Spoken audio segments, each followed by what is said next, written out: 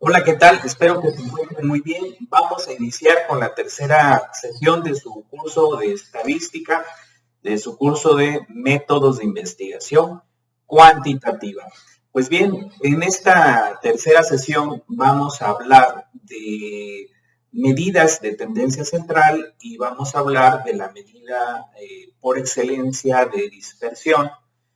Es decir, vamos a hablar de estadística descriptiva y también presentaremos algunos estadísticos que tienen que ver con clasificación, que tienen que ver con ubicación, posicionamiento, hablaremos de los percentiles, de los cuartiles y bueno, hablaremos también finalmente del rango cuartílico. Así que bueno, vamos a comenzar. Les he preparado pues como siempre la presentación respectiva y entonces voy a mostrarles a continuación los elementos que interesa para esta sesión, los elementos de aprendizaje.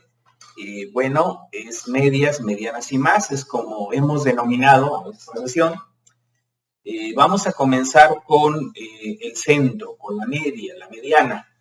El modo más frecuente de resumir un conjunto de datos numéricos es indicar dónde está el centro. Y una forma de pensar dónde está el centro de un conjunto de datos es preguntarse qué es un valor típico, o bien dónde está el centro de los datos. La fórmula para encontrar la media, pues es una fórmula hiper conocida. Simplemente vamos a sacar la sumatoria de los i elementos y los vamos a dividir entre n. Y bueno, pues eso nos va a dar la media más sencilla que nosotros podemos calcular como una representación de un conjunto de datos numéricos. Entonces, aquí les presento un ejemplo que es, en este caso, el salario medio de los futbolistas en la Liga MX, para aquellos que les gusta el fútbol. Pues vamos a sacar un promedio o una media de los salarios de los futbolistas con los mayores ingresos en la Liga MX. Ahí está el salario de Florian Thauvin, de André Pierre Gignac, de Guillermo Ochoa, de Rogelio Funes Mori, de Nicolás Castillo y de Vincent Janssen, ¿no? Los datos ya tienen un poco de tiempo, no son datos nuevos, pero son datos que nos van a permitir calcular un estadístico que nos resuma la información para este conjunto de datos. Entonces, vamos a trabajar sobre este asunto. Realizaré el ejercicio precisamente. Entonces, aquí les comparto el ejercicio. Vean, entonces son los salarios, pues están en millones de pesos. Aquí en la parte que estoy sombreando, pues aparecen los nombres de los distintos jugadores, aparecen sus salarios y simplemente vamos a poner una referencia a la media y vamos a hacer un llamado en Excel. Vamos a pedirle que nos calcule el promedio precisamente de ese conjunto de datos y bueno, finalmente ya nos arroja el resultado y nos dice que el promedio salarial para estos jugadores élite de la Liga de México de fútbol pues es de 4 millones de dólares. Entonces ya tenemos una representación de estos datos. Ya sabemos pues cómo se calcula la media. Veamos ahora a continuación un segundo ejemplo, un poquito más abundante en términos de información.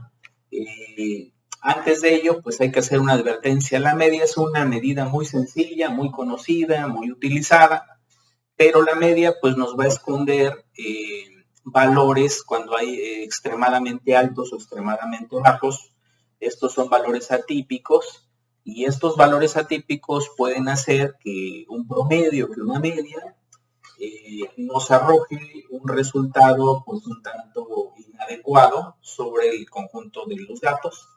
Vamos a continuación ahora a utilizar datos de un reporte internacional. Aquí pongo la fuente. Es un reporte sobre corrupción en el mundo. Es un reporte sobre cómo se percibe la corrupción del sector público. Y bueno, vamos a utilizar nuevamente nuestra tabla de Excel. Yo ya he vaciado, como vieron en el ejercicio anterior, ya vacié la información en un archivo de Excel para este ejercicio. Entonces se los presento a continuación. Aquí tenemos el índice de percepción de la corrupción en 2020, de acuerdo a esa fuente. Vean que son muchos países los que vamos a tener representados. Evidentemente está el caso mexicano, vean que está hasta la cola, porque quiere decir que es uno de los países dentro de la muestra, pues uno de los más corruptos. Los números que aparecen en la parte izquierda del nombre de cada país hacen referencia a su ubicación en el ranking, bueno, y su nivel de transparencia o su nivel de corrupción. Y bueno, aquí tenemos los datos de ubicación en el ranking del lado derecho. Entonces, nuevamente se procedió a sacar un promedio, como pueden ver, de la columna H. Se hace un llamado en Excel al cálculo de un promedio de todos estos datos. Es a partir de la columna H. Entonces, en la columna H, como les comentaba, tenemos lo que es la percepción o el índice de percepción de corrupción, donde más cercano a 100, pues quiere decir que se es menos corrupto, y más cercano a 0 quiere decir que se es más corrupto. Aquí el país menos corrupto del mundo, pues sería Dinamarca. Y luego, a partir del promedio, bueno, sabemos que el Sudán del Sur es el más corrupto de la muestra. A partir del cálculo del promedio, nosotros vamos a saber que este valor promedio de percepción de la corrupción es 43. Entonces, podemos hacer un ejercicio donde comparemos quiénes están por debajo de este 43, es decir, que están bastante mal.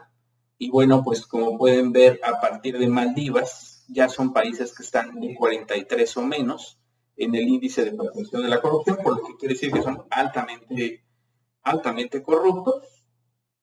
Y bueno, los que están por encima, pues son de ese promedio, pues vendrían a ser menos corruptos. Entonces aquí lo que estoy es haciendo un cálculo de promedio o de media, y vean que en el caso de México, pues está tristemente por debajo del promedio, con un índice de percepción de la corrupción de 31, con una posición 124 en el ranking internacional, es decir, es un país altamente corrupto. Para fines de nuestro curso nos interesa, insisto, el cálculo de los promedios o de las medias, y bueno, aquí está.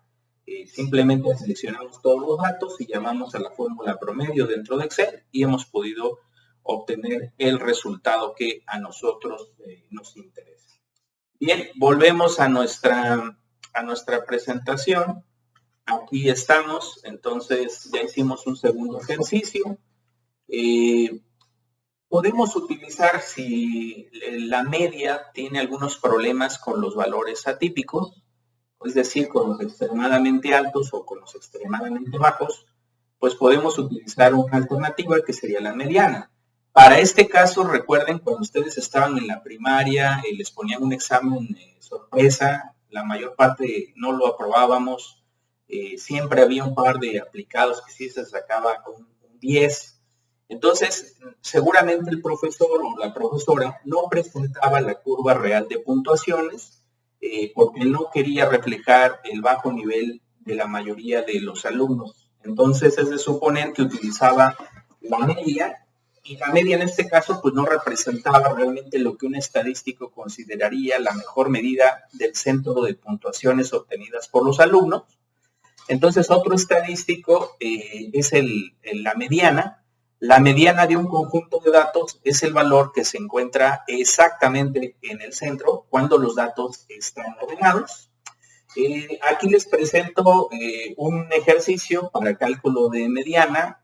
Vienen jugadores de básquetbol de la Liga de los Estados Unidos, viene su sueldo, y ahora lo que vamos a hacer con estos datos pues es sacar el valor mediano, ya no el valor promedio. Entonces, estos ejercicios junto con los elementos pues para hacer el cálculo de esto en casa y ustedes puedan practicarlo, pues van a estar a su disposición en la descripción de este video. Entonces, vamos a presentar estos datos de lo que serían los datos de los basquetbolistas. Acá yo, por razones de sencillez, simplemente numeré a cada uno de los jugadores. no me importaba ahorita hacer un análisis de los resultados, sino me interesa el cálculo de la mediana. Entonces vacié los datos numéricos del salario correspondiente en millones de dólares y bueno, aquí tenemos. Y bueno, de tal forma que ahora en el lugar de llamar al promedio, en Excel llamo a la mediana de este conjunto de datos, es decir, los ordeno y los parto por la mitad y bueno, el valor mediano me da $5,048,000 como salario mediano de los jugadores de básquetbol de la muestra. Y vean que lo estoy comparando con el promedio. También hice un cálculo del promedio del mismo conjunto de datos. Y bueno, en este caso el promedio me da mucho más alto. Entonces aquí es donde claramente se ve que existe una discrepancia, al menos con este ejemplo, entre el cálculo de la estadística mediana y el cálculo de la estadística promedio. Y por lo tanto, ustedes como usuarios de la información, quienes la interpretan, pues decidirán qué es lo mejor. Nosotros aquí en nuestro curso hemos señalado que el promedio tiene el problema de que va a generarnos una subrepresentación o sobrerepresentación dependiendo o no de la existencia de datos atípicos y por lo tanto, como medida de tendencia central, pues se sugiere que sea más común el cálculo de la mediana. Pero bueno, ya ustedes decidirán qué es lo mejor para fines de la información con la cual ustedes están trabajando para los requerimientos que les hagan. Ahora, de manera tan rápida, tan sencilla, ya vimos los dos estadísticos fundamentales de tendencia central. Ahora vamos a hablar de la variación, independientemente de las características que estemos midiendo. En un conjunto de datos, pues siempre existe variación. No todo el mundo va a tener el mismo valor para cada variable. La variación es lo que convierte la estadística en lo que es. Por ejemplo, si hablamos del precio de la vivienda, esa varía de una vivienda a otra, de un año a otro, de un estado a otro. El tiempo que tardamos en llegar al trabajo igual varía de un día a otro. Entonces el truco está en saber medir la variación de la mejor manera posible y aquí el estadístico por excelencia de variación es la desviación estándar. La desviación estándar mide el grado de concentración de los datos en torno a la media. Cuanto más concentrados están, pues más pequeña es la desviación estándar. Podemos decir lo contrario también. Cuanto más dispersos están los datos, pues más grande es la desviación estándar. ¿Cuándo la desviación estándar es buena que sea pequeña o es buena que sea grande? Pues eso va a depender mucho del problema que ustedes estén analizando, de la situación a la cual ustedes se enfrentan. A veces es necesario que haya una desviación estándar muy pequeña, a veces es necesario lo contrario, que haya una desviación estándar muy grande. Al final, la fórmula para el cálculo de la desviación estándar es la que ustedes están viendo en pantalla. Simplemente es la raíz cuadrada de una sumatoria de diferencias elevadas al cuadrado. Cada valor menos su media, elevada al cuadrado sobre n menos 1. Esta es la fórmula que utilizaremos para el cálculo de la desviación estándar. Y como también hay que hacer algunas precisiones, a veces interpretar la desviación estándar como un número aislado, pues es complejo. Normalmente una desviación estándar pequeña significa que la mayoría de los valores del conjunto de datos están próximos a la media de ese conjunto, mientras que una desviación grande significa que la mayoría de los valores del conjunto están más alejados de la media. Igual que ocurre con la media, los valores atípicos pues van a afectar a la desviación estándar, ¿no? Porque después de todo, la fórmula para la desviación estándar incluye a la media. Para saber si una desviación estándar es grande, ustedes deben de fijarse en las unidades. Por ejemplo, una desviación estándar de 2 en unidades de años es equivalente a una desviación estándar de 24 en unidades de meses. Asimismo, para tener una buena perspectiva de la variación estándar, debes fijarte en el valor de la media. Si el número medio de grupos de noticias en los que un usuario escribe es 5.2 y la desviación estándar es 3.4, la variación es muy grande en términos relativos. Pero si estás hablando de la edad de los usuarios de grupos de noticias, en cuyo caso la media es de 25.6 años, esa misma desviación estándar de 3.4 pues sería comparativamente más pequeña. ¿Cuáles son las propiedades de la desviación estándar? Pues bueno, la desviación estándar nunca puede ser un número negativo, debido a la forma en que se calcula y al hecho de que mide una distancia. Las distancias, hay que tomarlo como regla, nunca son números negativos. El valor más pequeño posible para la desviación estándar es 0. Y eso solo ocurre en situaciones artificiales donde todos los números del conjunto de datos pues son iguales y no hay desviación. La desviación estándar tiene las mismas unidades que los datos originales. Estas son 3 propiedades de la desviación estándar que no debes de olvidar cada que utilices esta medida para la interpretación de la realidad. Bien, igual que antes, propongo un ejercicio para cálculo de la desviación estándar. Les propongo utilizar datos oficiales del Banco de Información Económica del Instituto Nacional de Estadística del INEGI en México. El INEGI publica datos anuales de Producto Interno Bruto. Entonces yo bajé estos datos de Producto Interno Bruto por entidad federativa del 2000 al 2019 y con ellos hice el cálculo de la desviación estándar entre 2000 y 2019 de estos estados. Entonces, vamos a ver cómo se desvía el Producto Interno Bruto estatal en México del 2000 al 2019. Entonces, para eso también utilicé el Excel para este ejercicio. Ustedes lo van a ver ahora. Entonces, vean que aquí estoy ya sobre el ejercicio. Entonces, en el caso de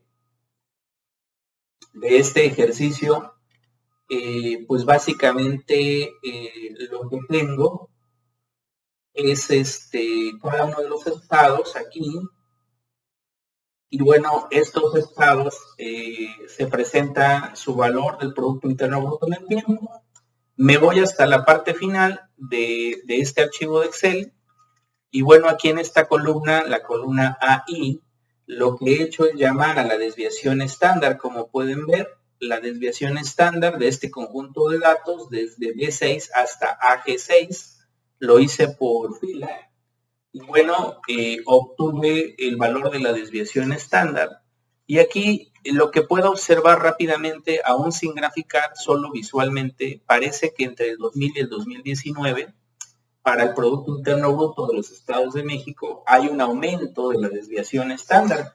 Lo que esto significaría es que cada uno de los estados, bueno, a lo largo del tiempo se está alejando el Producto Interno Bruto o su Producto Interno Bruto de la media. Recuerden, por la forma en la que se calcula este indicador. Entonces, esa sería la interpretación que nosotros podemos dar a esta información.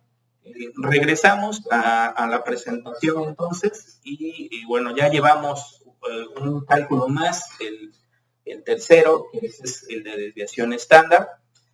También vamos a hablar sobre la posición relativa con percentiles. Entonces, algunas veces los valores exactos de la media, la mediana y la desviación estándar pues carecen de importancia y lo único que interesa es saber dónde te encuentras con respecto al resto de la manada. En estos casos necesitas un estadístico que te diga la posición relativa y ese estadístico se llama percentil. El percentil K es un número del conjunto de datos que divide los datos en dos partes. La parte inferior contiene el K de los datos y la parte superior contiene el resto de los datos, es decir, 100 menos K%, ya que la totalidad de los datos es el 100%. Nota, K es cualquier número que está entre 1 y 100. Y bueno, en el caso de la mediana, pues es el percentil 50. El punto en el que el 50% de los datos está por debajo y el otro 50% está por encima. Nuevamente vamos a utilizar el Excel para calcular el percentil 90 de este conjunto de datos. Los datos que ustedes están viendo ahora son calificaciones de los estudiantes y vamos a calcular también el percentil 50 para ver que el percentil 50 es exactamente igual a la mediana. Entonces, hagamos ese ejercicio. Me voy a regresar aquí a mi Excel y bueno, les voy a presentar aquí los datos. Yo ya he puesto estas calificaciones en la columna F. Voy a sombrear ahora. Aquí están los datos de calificaciones. Muy bien, entonces voy a calcular el percentil 50 y vean que lo que hago es llamar en Excel a la fórmula percentil. Y entonces digo, quiero el percentil 50, entonces selecciono los datos desde F6 a F30 y vean que luego pongo una coma 0.5, porque ese 0.5 hace referencia al percentil 50. Vean cómo lo hice en el caso del percentil 90. Es muy similar. En el caso del percentil 90, lo que hice es seleccionar todos los datos, pero luego además he llamado al percentil 90, es decir, 0.9, 0.9, tras seleccionar el conjunto de datos y haber considerado pues la fórmula de percentil. Entonces ahí ustedes pueden ver cómo hice este cálculo y luego hice nuevamente el de mediana para darme cuenta y confirmar que la mediana es el 50% de los datos y bueno, ahí está, la mediana es 77 y el percentil 50 también es 77. Entonces ya tenemos ahí la expresión que ocupamos y bueno, ya se ha hecho el cálculo pues de percentiles también y bueno, ya sabemos cómo utilizar esa expresión y cómo hacer los cálculos respectivos. Los cuartiles ahora, también conocidos como resumen pentanumérico. El resumen pentanumérico es un grupo de 5 estadísticos descriptivos que dividen al conjunto de los datos en 4 partes iguales. Se dice que son 5 porque es el mínimo, el cuartil 1, cuartil 2, cuartil 3, cuartil 4, ¿verdad? O máximo. Entonces, los 5 números de un resumen pentanumérico son el mínimo, insisto, el más pequeño del conjunto de datos, el percentil 25, también llamado cuartil 1, la mediana o percentil 50, el percentil 75, también llamado cuartil 3, y el número máximo más grande del conjunto de los datos. Y bueno, vamos a nuevamente hacer un ejercicio con estos datos, con los que habíamos hecho el cálculo de los percentiles. Vamos a utilizarlo para obtener el resumen pentanumérico. Entonces, permítanme ahora nuevamente compartirles esta información y estos cálculos.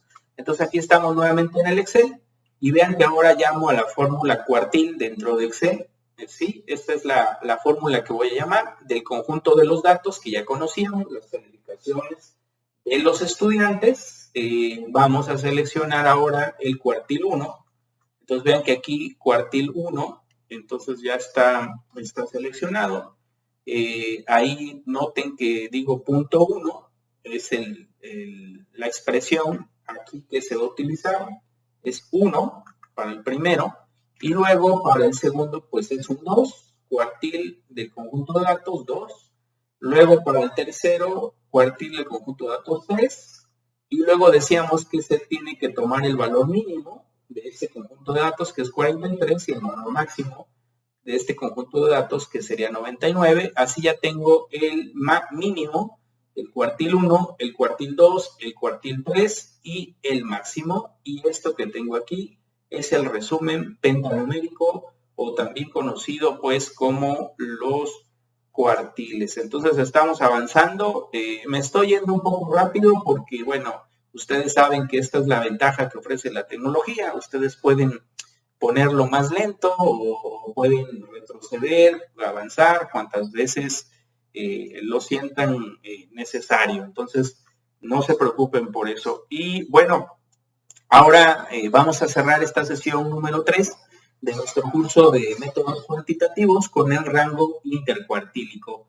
El propósito del resumen pentanumérico es proporcionar datos estadísticos descriptivos para el centro, la variación, la posición relativa, todo de un solo paquete. La medida del centro en el resumen pentanumérico es la mediana, mientras que el primer cuartil, la mediana y el tercer cuartil son medidas de posición relativa. Ahora, para obtener una medida de la variación a partir del resumen pentanumérico, podemos calcular el rango cuartílico o RIC. El RIC es igual al cuartil 3 menos el cuartil 1, es decir, el percentil 75 menos el percentil 25, y refleja el espacio ocupado por el 50% central de los datos. Si el rango intercuartil es pequeño, sabes que muchos datos están próximos a la mediana. Si el rango intercuartil es grande, sabes que los datos están más dispersos en torno a la mediana. Entonces vamos a utilizar nuevamente los datos que ya hemos venido utilizando de calificaciones. Y bueno, vamos a hacer el cálculo del rango intercuartil. Estoy aquí nuevamente en Excel, entonces simplemente voy a hacer una sustracción. En este caso ven que es L8 menos L6. Esta es la columna L. Y entonces selecciono L8, ¿de acuerdo? L8, que está aquí, ¿sí? Y luego voy a considerar L6. Entonces vean que está aquí, L8 menos L6. ¿Por qué L8? Porque L8 es el cuartil 3 y L6 es el cuartil 1. Entonces ahí está. Y bueno, así obtengo que el rango intercuartílico, en este caso, pues es 24. Y ya tendría pues aquí una expresión para rango intercuartílico. Y bueno, estamos acercándonos al final de la sesión. Entonces aquí simplemente queríamos mostrar el rango intercuartílico. Era el mismo ejercicio de hace un momento. Espero que este curso les esté siendo de utilidad. Pondré todos los recursos necesarios para que ustedes puedan llevar a cabo los diferentes ejercicios. Y bueno, entonces es todo por esta sesión. Que se encuentre muy bien. Recuerden darle me gusta a este video, manita arriba, suscribirse al canal, invitar a otras personas a que se suscriban. Ahí vamos, paso por paso, mejorando, presentando cada vez contenidos más interesantes. Y bueno, que se encuentre muy bien. Hasta la próxima.